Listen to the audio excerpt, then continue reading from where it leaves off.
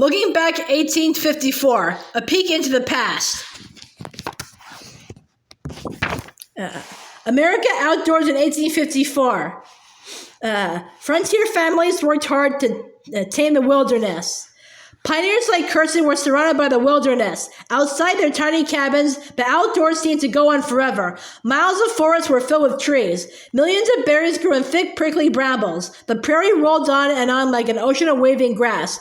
Huge flocks of birds nested there and darkened the sky when they flew overhead. Their wings sounded like thunder. A family like the Larsens got many things they needed from the land around them. Pioneers cleared the forest and turned it into farmland.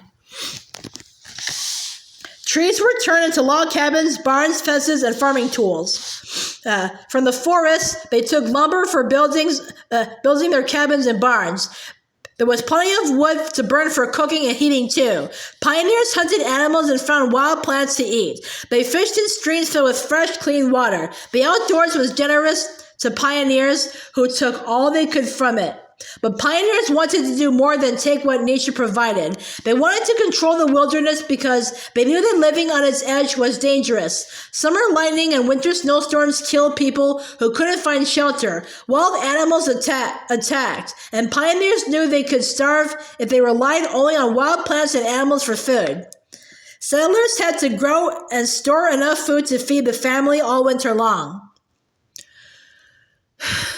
So families like the Larsens didn't just hunt and fish and gather wild fruits and berries. They also cleared the forests and prairies so they could plant and harvest their own crops. To do that, they lived and worked outdoors all day long for most of the year. Being outdoors wasn't always fun. Winter was bitterly cold. Spring rains turned the ground to a sea of mud, and summer was hot and buggy. But pioneers had no choice. If they wanted to settle the wilderness, they had to work to control the land. Neighbors helped one another bring in the harvest.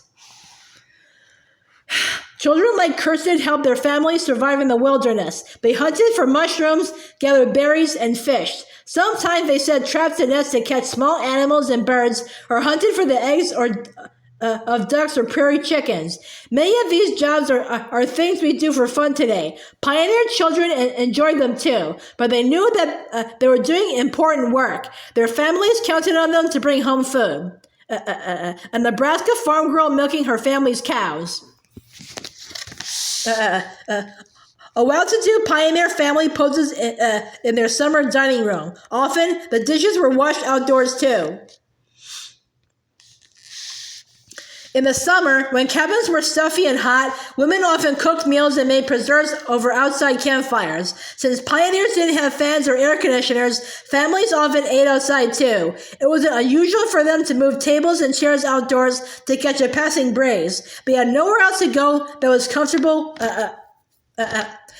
when the weather was hot. It was so warm inside tiny cabins without many windows that families sometimes stayed outside late into the evening, battling flies and mosquitoes, and they waited for the air to cool. But they usually slept inside for fear of wild animals. A girl's dress of the 1850s. Frontier clothes didn't help people stay cool in the hot summer sun either. Men and boys wore heavy boots and long pants to work outdoors. It wasn't proper for them to go without shirts in the 1850s. Women and girls wore dresses with long, full skirts. Underneath, they were expected to wear at least one petticoat and a pair of pantalettes. They tried to keep their arms covered and wore sunbonnets to protect their faces from the sun, since a suntan was not considered ladylike. Children went barefoot, not for comfort, but to save their shoes from wearing out.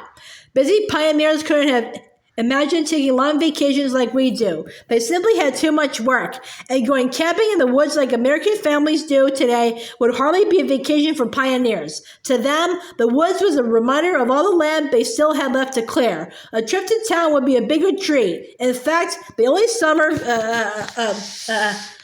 vacation a family like the Larsens would take was a one-day visit to the nearest town for a special celebration on the 4th of July.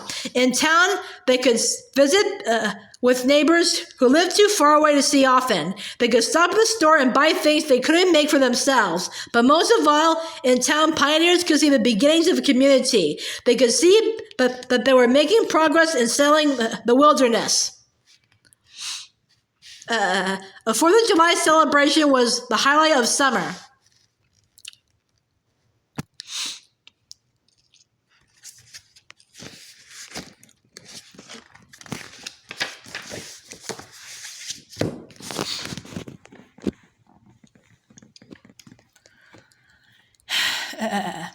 Goodbye. See you tomorrow.